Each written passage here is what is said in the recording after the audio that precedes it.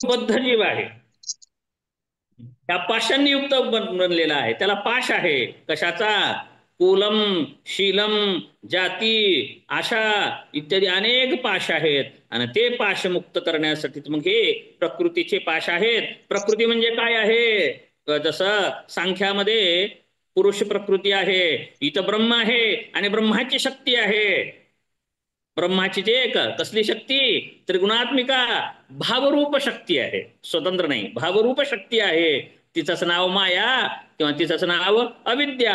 या मायेने वेटोळे घातलेला आहे अष्टपाशांनी. तिलाच आपण सांख्याकडे प्रकृती म्हणतो. आणि तिलाच योगशास्त्रामध्ये प्रकृतीत म्हणतात. योगशास्त्र पातंजल बरं का, पातंजल योगशास्त्रामध्ये ही असं म्हणतात. परंतु तंत्रयोगामध्ये, म्हणजेच तंत्रयोगाचा आधार काय आहे? कुंडली, कुंडलिनी. आणि त्या तंत्रयोगामध्ये त्याला कुलकुंडलिनी म्हटलेलं आहे. तिला काय म्हटलेलं आहे? कुलकुंडलिनी. ती कुंडली घालून बसलेली आहे. आणि ते काय आहे? कुल आहे. आणि अकुलाची ओळख करून घ्यायची आहे बरं का. कुलापासून अकुलाकडे जाणे म्हणजे कुलाकुल निर्णय. काय शब्दाचा अर्थ सांगितला मी? कुल अकुल निर्णय. कुल म्हणजे याला म्हणायचं विवेक. त्याला यौगिक भाषेमध्ये विवेक. पुरुष ख्याती, विवेक ख्याती म्हणलं, म्हणजे विवेक कुल आणि ख्याती. अकुल कळालं त्याला. तिकडे तसं म्हटलेलं आहे सांख्यामध्ये, योगामध्ये. परंतु तंत्रयोगामध्ये त्याला म्हणलंय कुल आणि अकुल ज्ञान.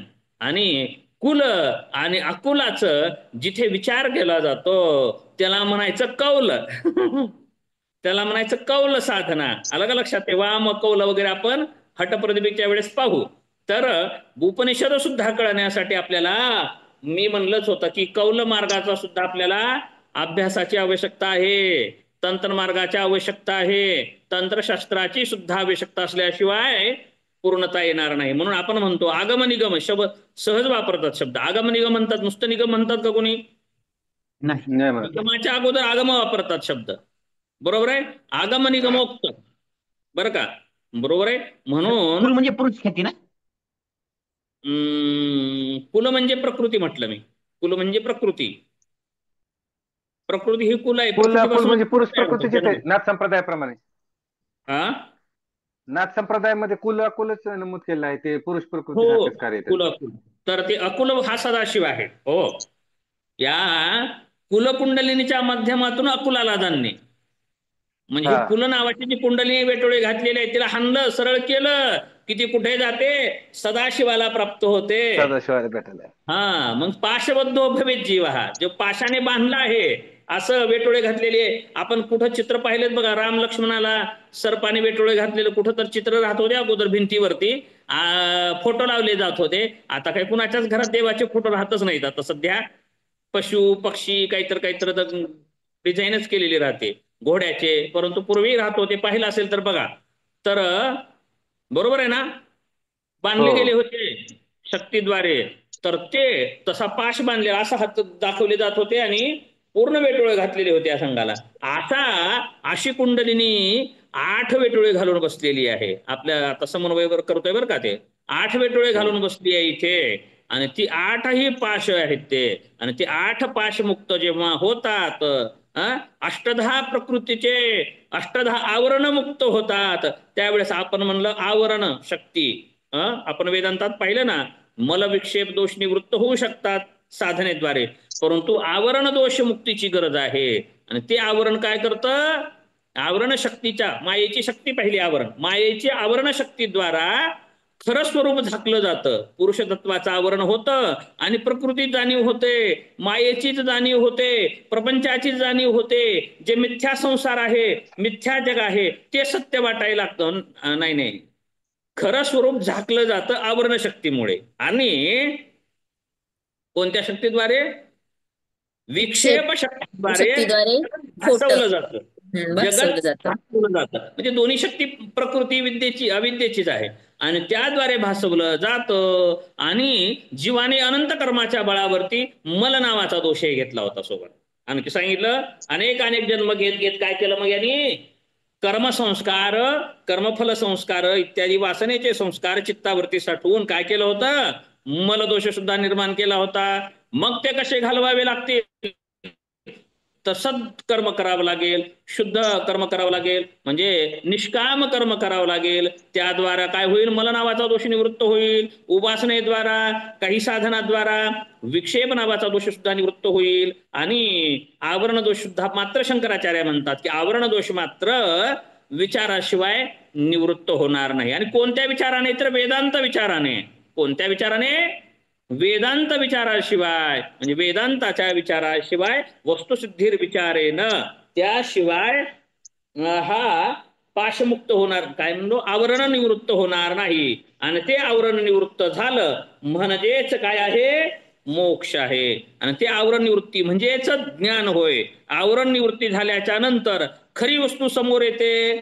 बरोबर आहे? वरचं झाकण काढल्यानंतर खरी वस्तू समोर येणार आहे. आणि खरी वस्तू समोर आली की आपण योगाकडे पुरुष ख्याती म्हणतो, तसं याला काय म्हणायचं? ब्रह्मसाक्षात्कार. याला काय म्हणायचं? ब्रह्मसाक्षात्कार. मग कुणी ब्रह्म नाही म्हणायचं. ब्रह्म कुठं आहे? तिथलं परब्रह्म नव्हे, तर स्वयं ब्रह्म, स्वब्रह्माचा साक्षात्कार होतो. म्हणून यालाच काय म्हणायचं? आत्मसाक्षात्कार. ब्रह्मसाक्षात्कार नका म्हणू. काय म्हणू मग याला आपण? आत्मसाक्षात्कार म्हणू. मग आत्मसाक्षात्कार झालाय म्हणता येईल, म्हणजे आत्म्याचा साक्षात्कार झाला, म्हणजे पुरुष ख्याती. मग ठीक आहे, असंही नाही म्हणू. मग काय म्हणायचंय? आत्मा आणि ब्रह्म एकच आहे असा साक्षात्कार झाला. काय सांगायचं आपल्याला? आत्मा आणि ब्रह्म वेगळे नव्हतेच, एकच होता, हा साक्षात्कार झाला. नाही, आत्मा आणि ब्रह्म एक आहे का? जगत वेगळं होतं का? नाही. आत्मा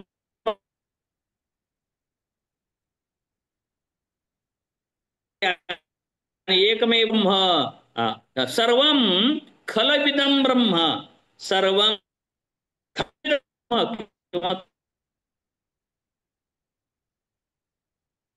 साक्षात्कार म्हणजे मुक्ती आहे.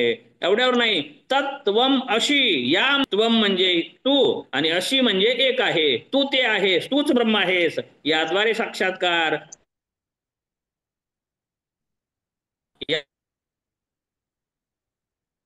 तशाच पैकी मग आणखी एक छांदोग्य उपनिषदाचं काय आहे महावाक्य? अहम ब्रह्मास्मी. अहम ब्रह्मास्मी, मीच ब्रह्म आहे असा साक्षात्कार होतो. तेव्हाच काय होते? मुक्ती होते. मग मुक्तीचं स्वरूप कसं असेल? मुक्तीचं स्वरूप कसं असेल? तर मुक्ती किंवा मोक्ष नावाची काही वस्तू नव्हे. मुक्ती नावाची काही वस्तू नव्हे जी प्राप्त होईल. मुक्ती नावाची कोणती वस्तू नाही की जी प्राप्त झाली ना, अगोदर प्राप्त नव्हती. तर मोक्ष नावाचं काही गाव आहे का तिथे प्राप्त होईल? ते पण नाही. मुक्ती नावाची काही स्थिती आहे का ती प्राप्त होईल? ते पण नाही. मुक्ती नावाची अशी वस्तू नाही, घटना नाही, भौतिक परिस्थिती काहीच नाही. मग काय आहे मोक्ष? तर स्वरूप अनुसंधान, स्वच अनुभूती म्हणजेच मोक्ष आहे. मग स्वची अनुभूती म्हणजे नव्हतं तसं अनुभूती नाही, होते त्याचीच अनुभूती म्हणजे मुक्ती होय. म्हणजे या वस्तूचं ज्ञान झाल्याच्या नंतर काय होतं? सगळे बंधन गळून पडतात.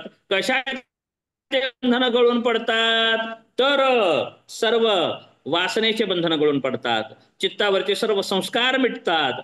आणखी काय होतं? मग त्या मूर्ती कर्माची बंधनं गळून पडतात. कर्माची बंधनं गळून पडतात. कर्माची बंधनं गळून पडल्यानंतर क्लेशाचीही बंधनं गळून पडतात. म्हणजे क्लेश, कर्म, विपाक, आशय रहित होतो ईश्वरासारखा. म्हणून होतो नव्हे, अगोदरच होता तोच प्राप्त झाला. म्हणजे याचंच नाव आहे मुक्ती. मुक्ती नव्हे भ्रमाचं निराकरण होय. मुक्ती म्हणजेच काय? भ्रम होता, त्या भ्रमाचं निराकरण झालं म्हणजे खरं ज्ञान झालं, गैरसमज दूर झाला आणि समज समोर आला. यालाच म्हटलेलं आहे मोक्ष. आता या मोक्षाची स्थिती ज्याला प्राप्त झाली त्याला आपण जीवनमुक्त म्हणतो. तर या जीवनमुक्ताच्या स्थितीबाबत शंकराचार्यांनी काही श्लोक सांगितलेले आहेत. यासाठी थोडं आणखी सांगू. मोक्ष म्हणजे काय त्याबाबत म्हणालं. मोक्ष नावाची काही वस्तू नाही, लिहून घेत असाल तर घ्या. मोक्ष म्हणजे मुक्ती मिळवणे. मुक्ती मिळवणे म्हणजे काही मिळवणे असा अर्थ नव्हे, तर मुक्ती म्हणजे स्वस्वरूपाचं ज्ञान होणे, खऱ्या वास्तविक स्वरूपाचं ज्ञान होणे म्हणजे मुक्ती होय. आणि ही मुक्ती म्हणजे भ्रमाचं निराकरण होय. जे जगत रूप जे भ्रम होता म्हणजे विवर्त, काय होतं? विवर्त आपण पाहिलं विवर्त शब्दाचा अर्थ जो विवर्त होता त्या विवर्ताचं निराकरण झालं आणि सत्य समोर येणं म्हणजे मोक्ष आहे. मग असं मोक्ष झाल्यानंतर काय होतं तर सददृष्टी निर्माण होते. त्याला दृष्टी निर्माण होते दिव्य दृष्टी आणि त्याद्वारे तो जगाकडे बघण्याचा दृष्टिकोन बदलतो. तो जगाला जगरूपात पाहत नाही. मग आणखी एक सांगतो बरं का बद्ध जीव काय करतो सगळ्या चराचरामध्ये काय पाहतो जीव पाहतो वेगवेगळे जीव बद्ध पाहतो. भक्त काय पाहतो भक्त हा प्रत्येक जीवामध्ये भगवंताची कल्पना करतो. भगवंत पाहतो. प्रत्येक जीवामध्ये काय पाहतो कृष्ण भगवंत पाहतो राम पाहतो. जे जे भेटे भूत ते ते मानिजे भगवंत हा भक्तियोग निश्चित जाण माझा. ज्ञानोबराय म्हणतात भक्तियोग कशाला म्हणायचं जे जे भेटे भूत जे जे भूत प्राणी दिसतात ते ते मानिजे भगवंत. भक्ती काही वेगळी नाही बरं का. आपण भक्ती भक्ती भक्ती असली भक्ती नाही. जे जे भेटे भूत ते ते मानिजे भगवंत हा भक्तियोगो निश्चित जाण माझा. भगवान सांगतात हाच भक्तियोग आहे. मग हा भक्तियोग जाणतो तो भक्त आहे जो सर्व व्यक्तींना सर्व जगातील प्राण्यांना काय समजतो देव देव समजतो ईश्वर समजतो तो भक्त झाला.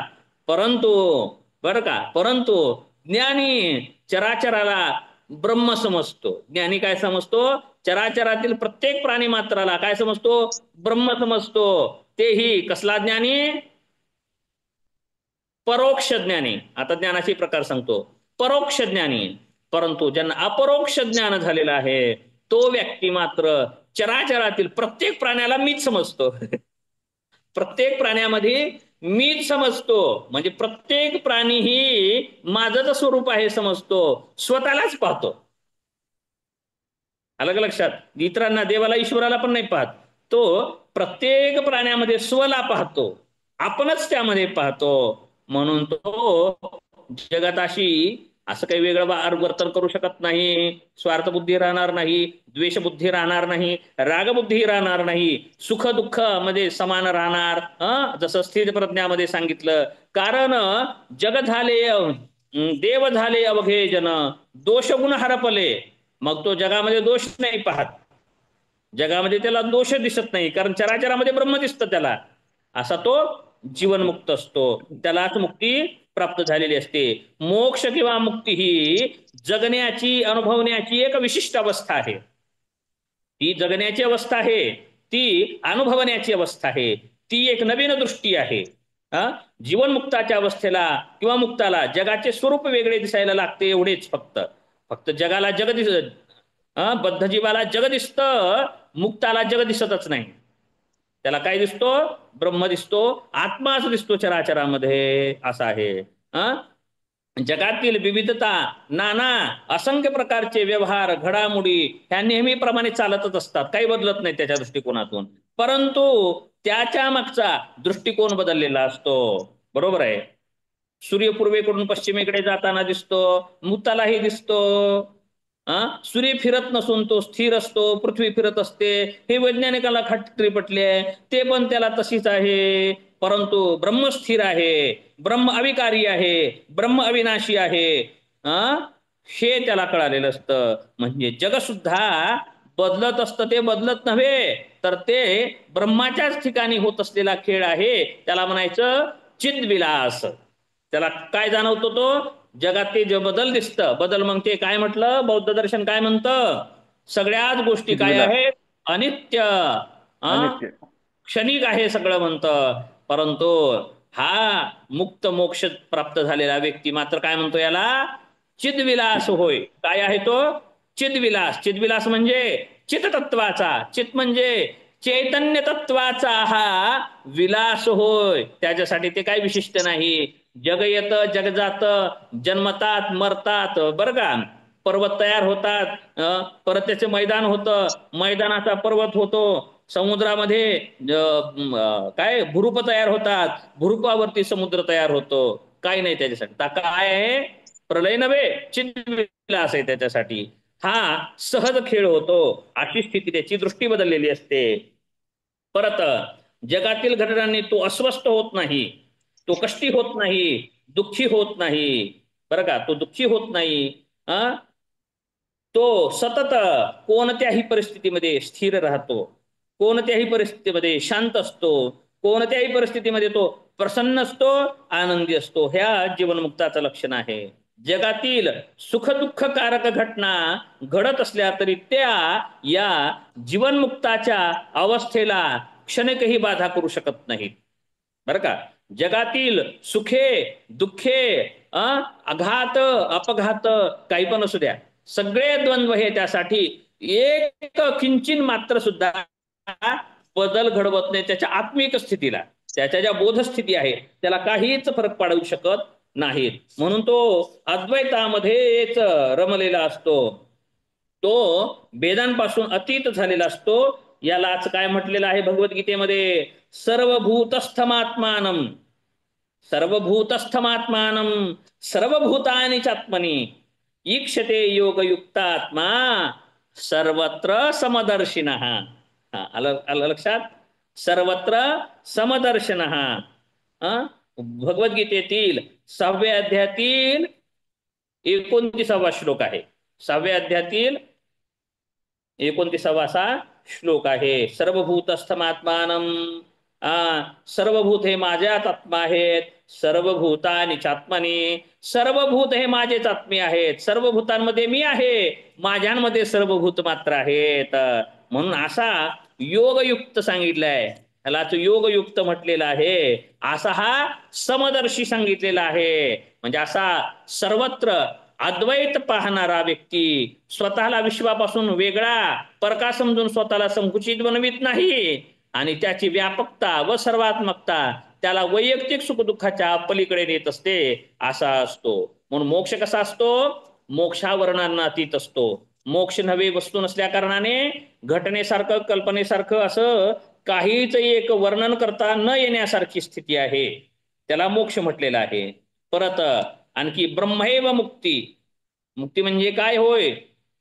तर ब्रह्माचे एकत्व जाणणे, अद्वैत जाणणे म्हणजेच मुक्ती होय असं सांगितलं आहे. मोक्ष म्हणजे काय आहे? तर मोक्ष म्हणजे सर्वात्मक भाव आहे. मोक्ष म्हणजे काय आहे? सर्व आत्मक भाव, हा म्हणजेच मोक्ष होय. मोक्ष म्हणजे काय? आणखी मोक्ष म्हणजे भेदाचा अंत म्हणजे मोक्ष. भेदाचा अंत म्हणजे मोक्ष. भेदाचा अंत म्हणजे काय? तर जीवजीवाचा भेद, जीवजडाचा भेद, जीवशिवाचा भेद, बरोबर आहे. सर्वत्र जे भेद आहेत तर काय म्हटलो, तर हे भेद नष्ट झालेले असतात, त्याला अभेद दृष्टी प्राप्त झालेली असते. सर्व जगत एकसारखं भासायला लागतं, स्वरूपच भासायला लागतं, त्याला म्हणायचं भेदाचा अंत झाला आणि तो मुक्त झालेला होईल. पुढे आणखी जाऊयात आपण. मोक्षाचे मार्ग सांगितले जातात अनेक. गीता काय सांगते? कर्माद्वारे मोक्ष प्राप्त होतो.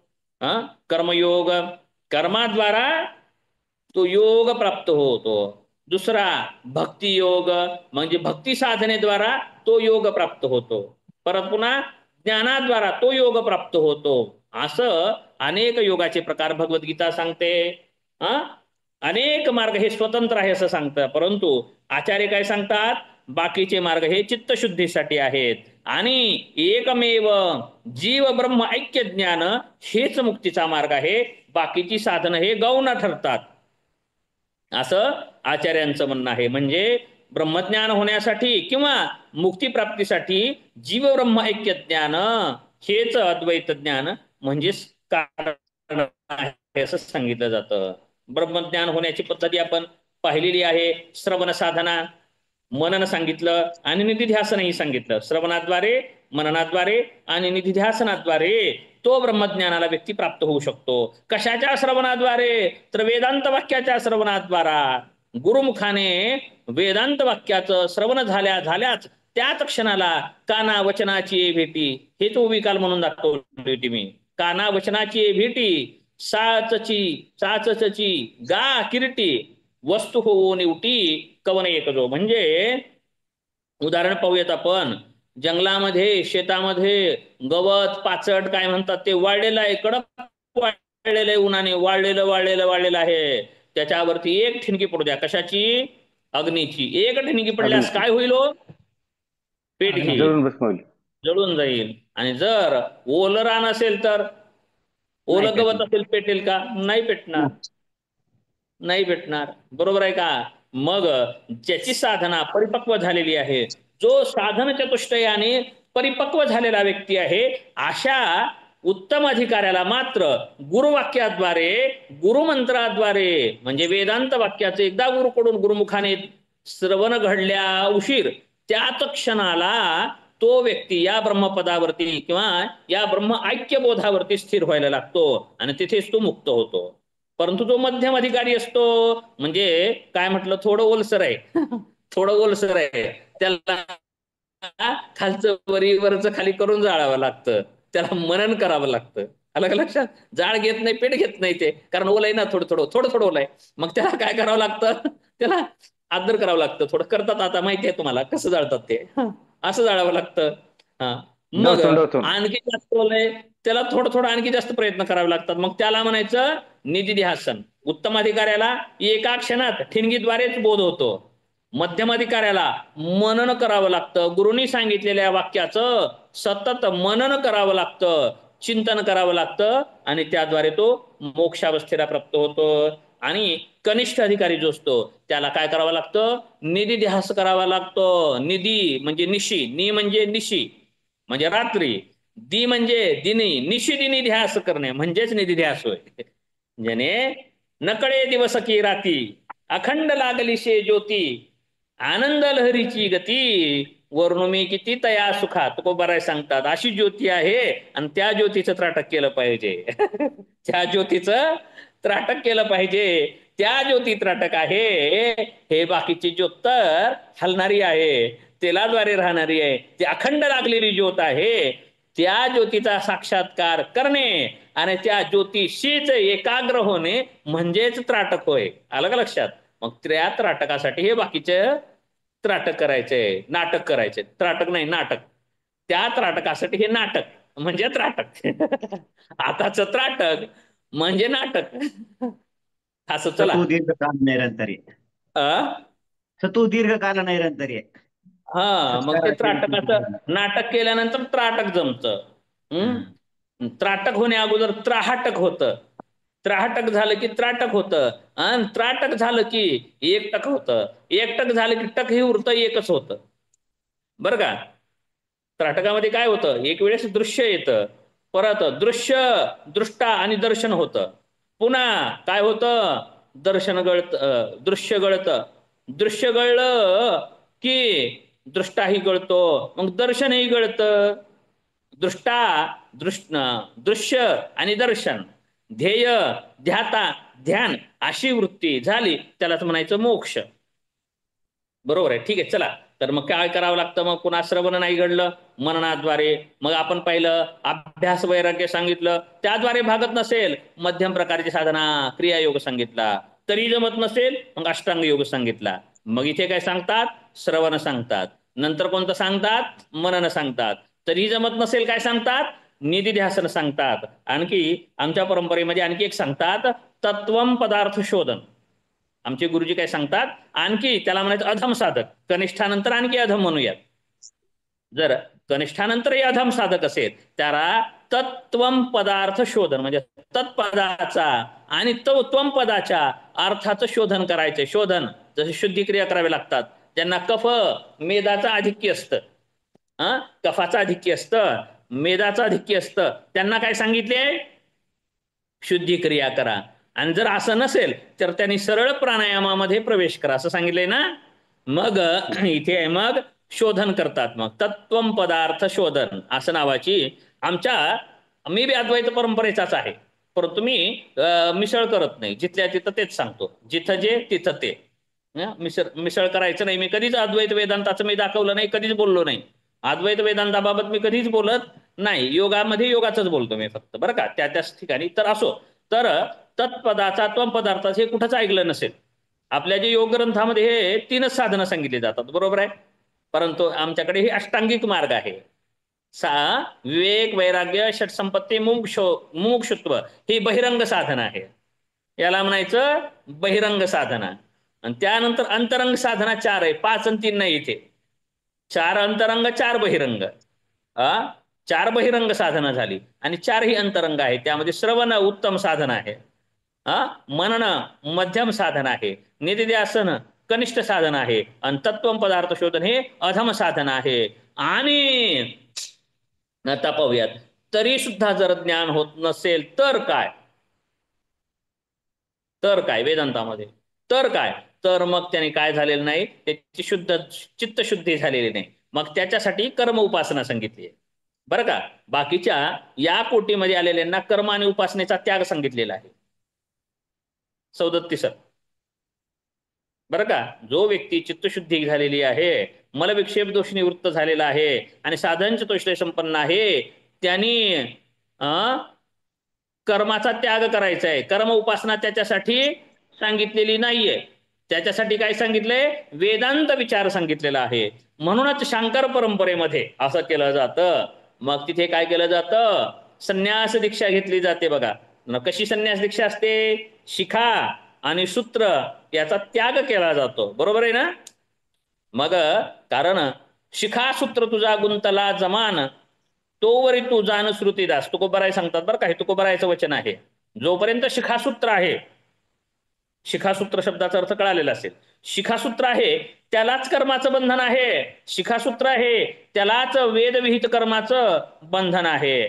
म्हणून काय करतात इथे, वेदविहित कर्म म्हणजे वैदिक कर्मानुष्ठानाचा त्याग केला जातो आणि मग तो संन्यास पद्धती आहे शंकराचार्य परंपरेमध्ये. बरोबर आहे. गिरी, पुरी, भारती, अरण्य, सागर, वन इत्यादी इत्यादी सांगितलं असतं मी. 4 मठ आहेत शंकराचार्यांचे. तर दशनाम संन्यासाचे सुद्धा विभाजन केलेला आहे. पूर्वामनाय, पश्चिमामनाय, दक्षिणामनाय आणि उत्तरामनाय असे 4 आमनाय पीठ आहेत. जसे 4 वेद आहेत बरं का, ऋग्वेद, यजुर्वेद, सामवेद, अथर्ववेद. 4 वेदासाठी 4 मठ तयार केलेले आहेत. 4 मठाचे 3 प्रकारचे असे संन्यासाचा नामक्रम दिलेला आहे. 4ही मठाचे ब्रह्मचर्य परंपरा दिलेली, त्यांचे नामकरण केलेलं आहे. त्यानंतर त्याच्यासाठी एक देवता दिलेली आहे. 4 आश्रमासाठी, मठांसाठी शंकराचार्यांनी. 4 मठासाठी एक देवी सुद्धा दिलेली आहे बरं का. प्रत्येक ठिकाणी 4ही पीठाच्या ठिकाणी एक शक्ती आहे, कारण शक्तीशिवाय शिव राहू शकत नाही.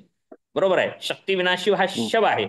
तिथे स्थापना केलेली आहे. परत 4 दिशेला 4 वेद दिले. 4 वेदातील त्यातील एकेका उपनिषदातील त्यातील एका महावाक्याला स्थान दिलेलं आहे. प्रत्येक प्रज्ञानम ब्रह्म, अयमात्मा ब्रह्म, तत्वमशी आणि अहम ब्रह्मास्मी. 4ही दिशेच्या 4ही मठाला 4 महावाक्य दिलेली आहेत आणि त्यांच्यासाठी एक कार्यक्षेत्र हे दिलेलं आहे. असं मठ परंपरा शंकराचार्यांनी. कुठं गेलो की आपण, चला विषय गेला दुसरीकडे. म्हणजे मठ परंपरा आहे बरं का, अद्वैत परंपरेची जे 4 मठ म्हणले जातात शंकराचार्यांचे बरं का. मुख्य मठ हे 4च आहेत. बरोबर आहे. परंतु त्याची परंपरा खूप कोर्टात चालू आहे सध्या. प्रत्येक 4 शंकराचार्याचे किती झाले शंकराचार्य, 108 झाले शंकराचार्य आता. बापरे. हे म्हणतं मी शंकराचार्य, त्यानं म्हणतं मी शंकराचार्य. बरोबर आहे. त्याचा विषय काढू कधीतरी, कोणता तर विषय निघाला तर आपण पाहू याबाबत ही कधीतरी, किंवा चर्चेत घेऊ आपण याबाबत कधीतरी. कोणी विचारली की आपण चर्चेमध्ये घेऊ हा विषय कधीतरी. काय शंकराचार्य काय असतात, मग रामानुजाचार्य काय असतात, मध्वाचार्य काय असतात, यांच्या परंपरा काय वगैरे आपण दर्शनाच्या किंवा बैठकीमध्ये जे प्रत्यक्ष चर्चा असेल त्यामध्ये कधीतरी विषय याबाबत बोलू आपण नंतर. ठीक आहे. काय सांगत होतो मग, तर कदाचित म्हणजे संन्यास परंपरा आहे तिथे, म्हणजे कर्माचा त्याग केला जातो. आलं का लक्षात.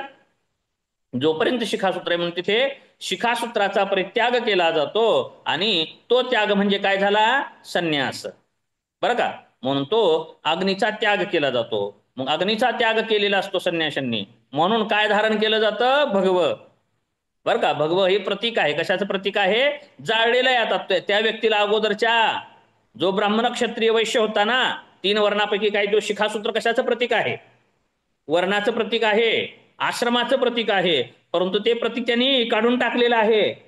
आता तो काय झालं, अहम निर्विकल्पो निराकार रूपो विभुर्व्याप्य सर्वत्र सर्वेंद्रियानाम.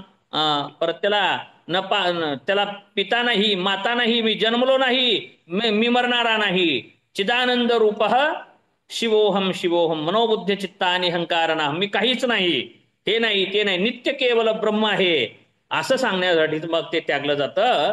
आणि मग शिखासूत्राचा त्याग पूर्वक संन्यास असतो तिथे. परंतु वैष्णव परंपरेमध्ये शिखासूत्र पूर्वकही संन्यास सांगितला जातो. वैष्णव परंपरेमध्ये संन्यासाची अशी काही पद्धती आहे, बरोबर आहे ना सर? शिखासूत्रपूर्वक संन्यास घेतला जातो. मग एक संन्यास असतो. संन्यास अगोदर ब्राह्मण व्हावं लागतं, त्यानंतर वैदिक विधिविधानानं वेळेमध्ये त्यांचं उपनयन झालं पाहिजे. उपनयन झाल्याच्या नंतर पुन्हा काय व्हावं लागतं? उपनयन झाल्याच्या नंतर त्यांनी संन्यास ग्रहण केला पाहिजे विधिपूर्वक, बरं का? इतर देशाला सुद्धा नाही गेलं पाहिजे. काही देश सुद्धा सांगितलेत त्या देशामध्ये प्रवेश केला की द्विजत्व नष्ट होतं.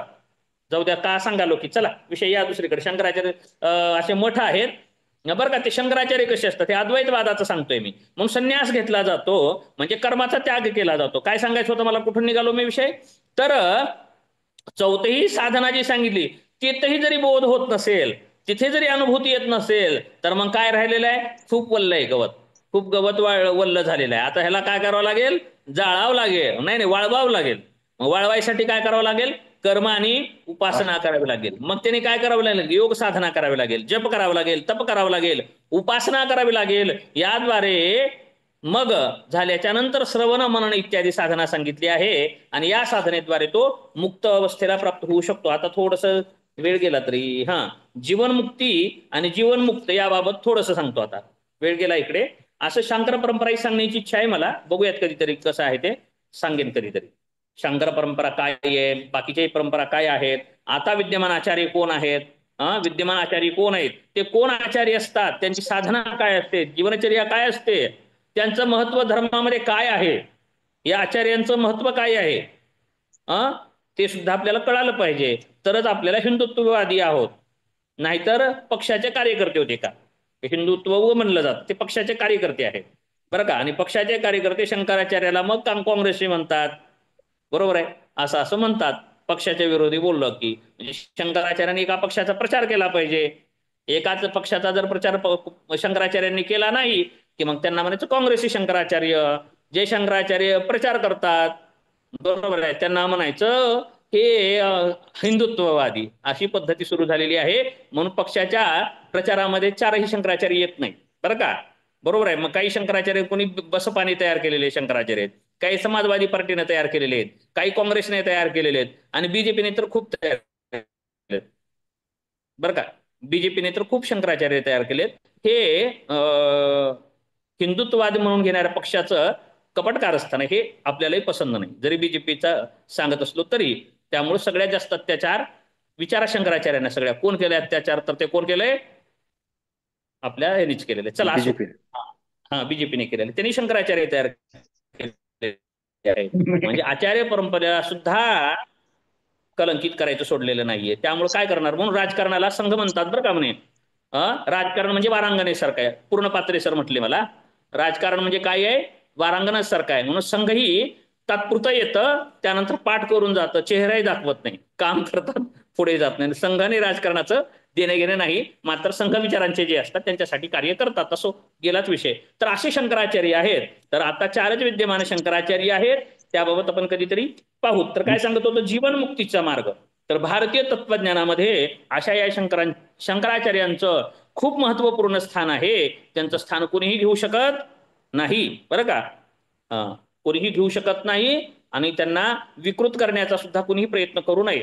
त्यामुळं हे आदरणीय स्थान आहे आणि भारताला, हिंदू धर्माला, बरं का, स्वरूप देण्याचं कार्य शंकराचार्यांनी केलेलं आहे, आदि शंकराचार्यांनी, बरं का? अष्टवर्षे चतुर्वेदी, द्वादशे सर्वशास्त्रविद, षोडशे कृतवान भाष्यम, द्वात्रिंशे मुनिरभ्यगात. म्हणजे 8 वर्षामध्ये शंकराचार्यांनी काय केलं? 8 वर्षामध्ये शंकराचार्यांनी चतुर्वेदी झाले. द्वादशे सर्वशास्त्रविद, 12व्या वर्षापर्यंत शंकराचार्य सर्वशास्त्रयुक्त झाले, शास्त्राध्ययन झालं. षोडशे कृतवान भाष्यम, 16व्या वर्षामध्ये ब्रह्मसूत्राची रचना केली. भाष्य लिहिलं, ब्रह्मसूत्राची रचना नाही, चुकलं. व्यासांचे जे ब्रह्मसूत्र आहे त्याच्यावरती भाष्य लिहिलं. आता PhD करायला 30-35 उजडते एका ह्याच्यावर करायला. काय सांगावं? असं ज्ञानाचं हे झालेलं आता वानवा. तर ते भाष्य केलं 16व्या वर्षी. शिवाजी महाराजांनी 16व्या वर्षी तोरणा जिंकलेला आहे. संभाजी महाराजांनी 16व्या वर्षी बुधभूषण नामक संस्कृत ग्रंथ लिहिलेला आहे, बरं का? ज्ञानेश्वर महाराजांनी 16व्या वर्षी ज्ञानेश्वरी लिहिलेली आहे. आलं लक्षात? हा, आणि आपलं काय म्हणतात, तरुणपणाच्या रस्त्यावरच पहिलं ठिकाण नाक्याचं आणि सोडवणीचं धोक्याचं. परंतु सगळ्या शूरांनी, वीरांनी आणि साधू संतांनी सुद्धा 16वं वर्ष धोक्याचं म्हणलेलं नाही, तर 16वं वर्ष मोक्याचं म्हणलेलं आहे. आलं का लक्षात? म्हणून आपल्या पाल्याला जन्मताच संस्कार दिले पाहिजेत. चला गेलाय तर गेला, चांगला गेला विषय. तर आपल्या पाल्याला दाखवायला लागलेत लेकरं, खूप जण लेकरं थोडे थोडे आणून दाखवतात कोणी, बरं का. तर एक मदालसा नावाचं एक चरित्र माहिती असेल. तर मदालसा लेकराला ब्रह्माचा उपदेश करत होती म्हणे. कधी करत होती? तर अंगाई गीतामध्ये. मदालसा ते अंगाई गीतामध्ये झोपणाऱ्या लेकराला, आताची लिंबोनीच्या झाडामागे चंद्र झोपला ग बाई. चंद्र पण कुठे झोपतो? लिंबोनीच्या झाडामागे. कडू झाड किंवा आंबट झाड, लिंबोनी किंवा निंबोनी, मग कडूच निघतो लेकरही. परंतु आधीची जी माता आहे सांगितलेली, तर ह्या ब्रह्माचा उपदेश, ब्रह्मज्ञानाचा उपदेश मदालसेने केलाय. कधी केलाय माहितीये? कधी केलाय? गर्भामध्ये. बालक असताना जन्मल्यापासून उपदेश केलेला आहे. बाबा, ह्या जगतामध्ये फसू नको. जगत हे भ्रम आहे, ब्रह्म हे नित्य आहे. शरीर कसं आहे, आत्मा कसा आहे, परमात्मा कसा आहे, अशी ही भारतीय ज्ञानाची भूमी आहे. आलं का लक्षात? इथं माता उपदेश करते. माता सुद्धा ब्रह्मज्ञानी आहे. कुठे पुत्र ब्रह्मज्ञानी आहे, कुठे पिता ब्रह्मज्ञानी आहे, कुठं पती पत्नी सुद्धा ब्रह्मज्ञानाची चर्चा करतात. जनक आणि सुनैना देवी, असं खूप खूप सुंदर ही भारतभूमी आहे. म्हणून या भारतभूमीवरती अवतार इथेच घ्यायला बघतात, बरं का. अवतार इथेच घ्यायला देवता सुद्धा तरसतात. चला, तर काय सांगत होतो, तर असं शंकराचार्यांचं एक तत्वज्ञानामधील योगदान आहे. आणि ती तत्वज्ञान परंपरा आजही चालू आहे. ती तत्वज्ञान परंपरा आजही चालू आहे. अशा शंकराचार्यांना आपण भेटलं पाहिजे, दंडवत घातलं पाहिजे, नमस्कार केला पाहिजे. आपलंही जीवन कृतकृत्य होईल. ठीक आहे, असो. तर असे जीवनमुक्ती काय सांगितले, जीवनमुक्त कसे असतात मग? जेव्हा मुमुक्षूच्या सर्व ज्ञानाचा ब्रह्मज्ञानाने नाश होतो, तेव्हा त्याला या जगाचे खरे रूप, मायारूप दिसायला लागते. संचित कर्मापासून ब्रह्मज्ञानाने मुक्त होतो. त्या ज्ञानामुळे नवीन क्रियमान व संचित संचयमान कर्म साठत नाही. म्हणजे ज्ञानाग्नी दग्ध कर्म होत जाते. म्हणजे ज्ञान अग्नीने कर्माचं दहन होत जातं, म्हणून त्याच्याकडून कर्म घडत नाही. जसं आपण पाहिलं कसं योग्यांचं चौथ्या प्रकारचं कर्म कैवल्यपादामध्ये 37 होते, पाहिला पण बरोबर. चौथ्या प्रकारचं जसं योग्याचं कर्म असतं, तसं या जीवनमुक्ताचं सुद्धा कर्म असतं. त्याच्याकडून क्रिया घडत नाही, परंतु प्रारब्ध कर्माचा, आणखी संचित प्रारब्ध क्रियामान म्हणतात, परंतु प्रारब्ध कर्म हे भोगूनच सारावं लागतं, बरं का. प्रारब्ध कर्म हे भोगून सारावं लागतं. म्हणून आता तो मुक्त झालेला आहे, तो मुक्त झालेला आहे, परंतु प्रारब्ध कर्म शिल्लक आहे. मग त्या जीवनमुक्त आहे, परंतु जीवन शिल्लक आहे. जीवन असताना तो मुक्त झालेला आहे, त्याला म्हणायचं जीवनमुक्त. आलं का लक्षात? जीवनमुक्त म्हणजे त्याला जीवन बाकी आहे पण मुक्त झालेलं आहे. आज मुक्त झालेला आहे आणि आयुष्य खूप आहे. मग आता काय करायचं? आता दिवसचारी खेळीमेळी. तुकोबाराय म्हणतात, तुका म्हणे मुक्ती परनिली नोवरी, म्हणे मुक्तीला नवरी केली म्हणे. तुका म्हणे मुक्ती परनिली नोवरी, आता दिवसचारी खेळीमेळी. म्हणजे म्हणतात आता मुक्ती तर मला मिळाली आहे ना, साखरपुडा झाला असता काय झालं असतं, एखादी वेळेस मोडलं असतं लग्न, काय सांगता येते मोडेल, पण कुंकू लावलं, हळद लावली, कदाचित मोडेल बाबा, काय सांगता येतं. परंतु आता पाणी ग्रहण झालंय कुणासोबत? मुक्तीसोबत, बरं का. आता मुक्तीसोबत पाणी ग्रहण झालेलं आहे, त्यामुळे आता मला खात्री नाही, आता मुक्त झालोय मी. त्यामुळं आता इथून माझे दिवस कसे आहेत, तर खिळीमिळीत उग जगायचे. मग कसा आहे माझी अवस्था? बोल अबोलने मरोनिया जिने असोनी नसने जनी आम्हा. तुकोबाराय म्हणतात, बोलण्यामध्ये अबोल आहे, जगण्यामध्ये मरण आहे, मरून जगतोय आम्ही, आणि असून नसल्यासारखे आहे. असोनी नसने जनी आम्हा. मग कशी स्थिती आहे? भोगी त्याग झाला. भोग घेतोय तर भोग होत नाही, आमच्याकडून त्याग होतो. भोग नव्हे तर त्यागच होतोय निशिदिनी. भोगी त्याग झाला, संगीचा संग तोडिले लाग माग दोन्ही. आणखी तुकोबाराय सांगतात, अनुरेणू या थोकडा तुका आकाशाय वडा. मी केवढा आहे म्हणे, अणुपेक्षाही लहान असतो आणि आकाश एवढाही मोठा, अशी स्थिती झाली म्हणतात. आणखी पुन्हा सांगतात, मरण माझे मरून गेले, मज केले अमर. मरण केव्हाच मारलेलं आहे मी, मरण माझं मरून गेलं, मरणाचंच हा. आणखी परत म्हणतात जगा काळ खाय आम्ही माता दिला पाय म्हणे. त्या काळावर आम्ही पाय दिलेला आहे, त्यामुळे आम्ही अमृत तत्वाला पोहोचलेलो आहे, कारण आम्ही अमृत नादाला प्राप्त केलेला आहे. उपनिषद सांगितले ना, अमृत नाद प्राप्त झालेला आहे, तेही अमृतत्वाला प्राप्त होतात. किंवा अमृतबिंदू सुद्धा उपनिषदाचं नाव आहे बरं का. एक उपनिषद अमृतबिंदू सुद्धा आहे. योगोपनिषद ज्यांच्याकडे पुस्तक आहे त्यांनी पहा, अमृतबिंदू सुद्धा उपनिषद आहे. योग तारकोपनिषद आहे. परत अद्वय तारकोपनिषद असं पण आहे उपनिषद. अद्वय तारक असं उपनिषद आहे. असं अनेक उपनिषदाचं नाव आहेत. परत काय उपनिषदाचं नाव, खूप खूप सुंदर उपनिषद आहेत बघा. महावाक्योपनिषद आहे, आणखी महावाक्योपनिषद असे उपनिषद आहेत. आणि ते उपनिषदामध्ये एक एक अमृताचा थेंब आहे, आणि तो थेंब ज्यांना पेलो तर ते अमर होतो. मग तो अमर झालाय, त्याचं मरण मेलाय तो, म्हणूनच भगवत धारण करतात हे सांगितलं ना मी. भगवत धारण करण्यामागचं कारण काय राहिलं, उद्देश सांगितलं पण नाही कोणी. का सांगितलं होतं, एवढं परंपरेकडे का गेलो होतो मी, तर भगव का घालतात. कोणी म्हणले मला भगव्याबद्दल बोलले होते, आपल्याच वर्गामध्ये बोलले होते, तर भगव संध्याताईंनीच म्हणल्या होत्या, संध्याताईंनाच बोललो होतो. अग्नी वगैरे वगैरे, अग्नी त्याग काहीतरी बोलल्या होत्या संन्यासाबाबत. असन्यस्त संकल्प ते ह्यातला भगवद्गीतेतला ध्यानयोगामधला पहिला श्लोकाचं विचारलं होतं. असन्यस्त संकल्प ते संन्यासीच योगीच, त्या श्लोकाचा अर्थ विचारला होता मी. अग्नी त्यागाबाबत काहीतरी होतं ते.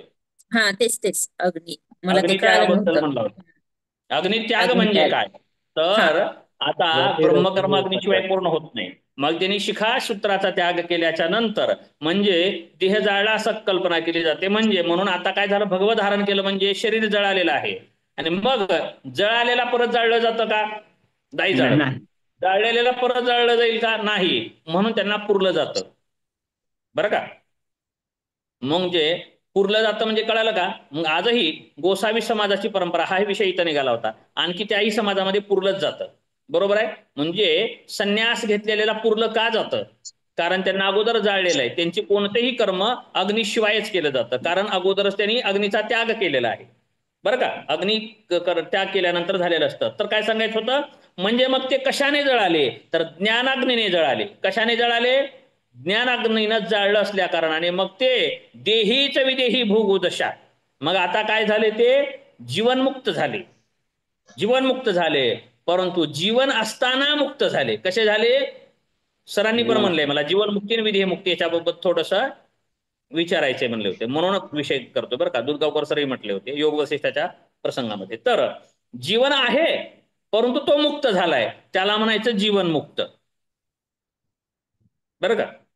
त्याला पाप नाही, पुण्य नाही. मग हे कैवल्यपदाच्या वेळेस गेल्या वर्षी बोललो तसं, योग रतो वा भोग रतो वा, तो योगात राहू भोगात राहू कशातही राहू, त्याची शारीरिक स्थिती काही असो, परंतु तो मुक्त अवस्थेमध्ये पोहोचलेला आहे. त्याला शारीरिक स्थितीची बाधा होत नाही, शारीरिक स्थिती त्याला बंधनात घालत नाही, कोणतेही कर्म त्याला परत बंधनामध्ये पाडू शकत नाही, अशी त्याची मुक्त अवस्था झालेली आहे. म्हणून तो काय झाला, मुक्त झालेला आहे. मात्र पुढचे जे दिवस कसे जगतोय, तो शरीर उग जगतोय, ते आहे शरीर म्हणून जगतो आहे, त्याचं जगण्याचं विशेष तात्पर्य नाही. मग ते म्हणून प्रमाण सांगितलं होतं मी तुम्हाला एक तुकोबरायचा अभंग, की तुका म्हणे आम्ही नाही तुका म्हणे मुक्ती परनिली नोवरी, आता दिवसचारी खेळी मिळे. मग मुक्तीला आम्ही वर्ण केलंय, त्यामुळे आता काही मुक्ती आम्हाला सोडून जाणार नाही, त्यामुळे मी मुक्त झालोय आणि आताचे दिवस आम्ही खेळीमिळी जगतो आहे.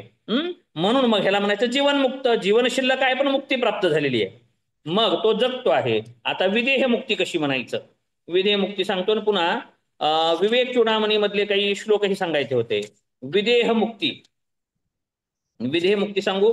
विदेह मुक्ती म्हणजे प्रारब्ध कर्म ही संपलेलं आहे, जीवनमुक्ती झाली आणि त्याचं कर्म शिल्लक आहे, आणि त्यानंतर मग त्यांनी विदेह मुक्ती म्हणजे त्यांनी देहाचा सुद्धा त्याग केलेला आहे, कर्मही प्रारब्ध कर्मही संपलेलं आहे, त्याला म्हणायचं विदेह मुक्ती. म्हणजे देहासहित मुक्ती बरं का. देहही मुक्त झाला बरं का, त्यांचा देहही जन्म मरणापासून मुक्त झाला आणि आत्मा तर जीवन मुक्त झाला, अशा प्रमाणे होतं. त्याला म्हणायचं विदेह मुक्त, जीवन मुक्त आणि विदेह मुक्त असं म्हटलं जातं.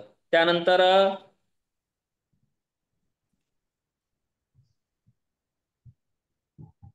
मुक्तात्म्याची स्वायत्तता अशा काही गोष्टी सांगायची गरज नाही, आपला कालच संपला होता भाग. तर आणखी एक विषय आहे तर विषय विदेह मुक्तीचे अशी उदाहरणं द्या ना सर. म्हणजे आपल्या ह्यामधले एक महान थोर व्यक्ती असे विदेह मुक्त, जीवन मुक्ताची उदाहरणं सांगा ना थोडी. सर जनक राज जे आहेत त्यांना सुद्धा विदेह राज असे म्हटले जाते ना, हम्म. हम्म. सीताजींचे पिताजी. विदेही जनक म्हणतात म्हणजे हम्म. असो, आता विवेक चूडामणी मधलं पाहूयात. विवेक चूडामणीमध्ये जीवनमुक्ताचे लक्षण सांगितले. ते थोडं श्लोक सांगतो मी आणि ते श्लोक नंबर सांगतो. तर ते तुम्ही बघूही शकता किंवा मी टाकतो परत वाटलं तर. जीवनमुक्ताचे श्लोक, जसं स्थितप्रज्ञाचे श्लोक पाहिलेत आपण ना, स्थितप्रज्ञाचे श्लोक पाहिलेत, तसं जर श्लोक केले तर आणखी सुंदर होईल. तर त्यासाठी सांगतो, यस्य स्थित भवेत प्रज्ञा, यस्य स्थित भवेत प्रज्ञा, प्रज्ञा तस्य प्रज्ञा प्रतिष्ठिता. इथे पहा बरं का, यस्य स्थित भवेत प्रज्ञा यस्यानंदो निरंतरः प्रपंचो विस्मृतप्रायः स जीवनमुक्त इष्यते. तर तो जीवनमुक्त आहे. परत पुढे सांगतात, वर्तमाने अपि देहेस्मिन्, वर्तमाने अपि देहे अस्मिन् छायावद अनुवर्तिनी. बरोबर आहे, कळतं, संस्कृत पण कळायला लागलंय बरं का. वर्तमाने अपि देहे अस्मिन्, अस्मिन् ते वर्तमान देह आहे, ते सुद्धा कसा वाटतो, छायावद अनुवर्तिनी. त्याला हा देह सुद्धा छाया वाटतो. सावलीला भितो का कुणी, सावली खरी आहे वाटतं का, नाही. तसं या देहाला सुद्धा तो काय म्हणतो, सावली कशाची, ब्रह्माची. असं वाटतो. अहंता ममता भाव, ज्याच्याकडे अहंता नाही, ज्याच्याकडे ममताही नष्ट झालेली आहे, जीवन मुक्तस्य लक्षणम. अहंता त्याग केलेला आहे, ज्याला स्वतःचा देह सुद्धा सावलीसारखा वाटतोय, छायासारखा वाटतोय, आणि म्हणून त्याला अहंता नष्ट झालेली आहे आणि ममता सुद्धा नष्ट झालेली आहे, त्यालाच जीवनमुक्तस्य लक्षणम, हेच जीवनमुक्ताचं लक्षण होय. पुढे आणखी काय सांगतात, इष्टानिष्टार्थ संप्राप्तो समदर्शी या आत्मनी. म्हणजे इष्ट म्हणजे शुभाशुभ परित्यागी, शुभ प्राप्ती झाली तरी त्याला सुखाची इच्छा होत नाही, सुखेषु विगत स्पृहा. आणि अनिष्ठार्थ संप्राप्तो, अनिष्ट प्राप्त झाली, दुःखेषु अनुद्विग्न मनः. असं समदर्शी या आत्मनी, असा समदर्शी जो आहे तो उभयत्रा विकारित्वम जीवनमुक्तस्य लक्षणम, हे जीवनमुक्ताचं लक्षण होय. पुढे आणखी सांगतात, देहेंद्रियादौ कर्तव्ये. आता देहेंद्रियाचे तो कर्तव्य करतोय, तो देह इंद्रियामार्फत त्याच्याकडून तर क्रिया झालेल्या दिसत आहेत, कर्तव्य बुद्धीने करतोय तो, काही प्राप्तीच्या बुद्धीने करत नाही. कर्तव्य बुद्धीने करतोय. आणि कसं करतोय, ममाहम भाव वर्जिता, हे माझय, हे तुझय, मम भाव आणि अहम भाव रहित तेतून करतोय. काय करतोय, देह इंद्रियांदिकांचे कर्म करतोय. तो डॉक्टर, इंजिनियर, काय माणूस असो, स्त्री असो, पुरुष असो, यद्यत जे काय कर्म प्राप्त झालेले तो कर्म करतोय, परंतु कसे कर्म करतोय, ममता अहंता वर्जित कर्म करतोय. आणखी कसं आहे, औदासीन्येन यस्तिष्ठेत, उदासीनो गतव्यथः आहे ना तिथे, उदासीनो गतव्यथः, तसं औदासीन्येन यस्ती, तो उदासीन आहे कशामध्ये, कर्मामध्ये, कर्मफलामध्ये जो उदासीन आहे, असा जीवनमुक्तस्य लक्षणम. पुढे आणखी आता सांगतात, आणखी महत्वाचं लक्षण शेवटचं, स्थितप्रज्ञो यतिरयम. आणखी शब्द काय वापरला, स्थितप्रज्ञम यतिरयम.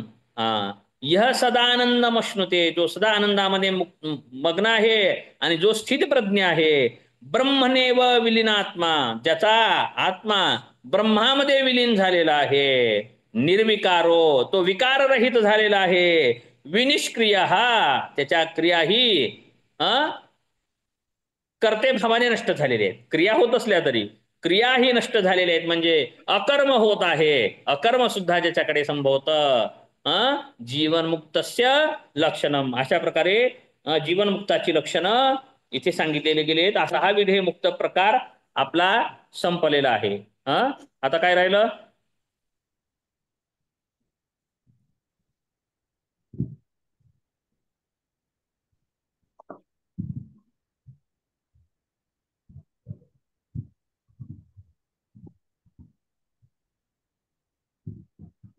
सर ह्यातलं म्हणजे मॉड्यूल फर्स्ट मधलं झालं की सर, जीवनमुक्त योगिन झालं, स्थितप्रज्ञ झालं, अरहत झालं, बोधी सत्व झालं. आणि आता मॉड्यूल 2 मध्ये आहे ते सांख्याची फिलॉसॉफी, सांख्य दर्शनानुसारची फिलॉसॉफी.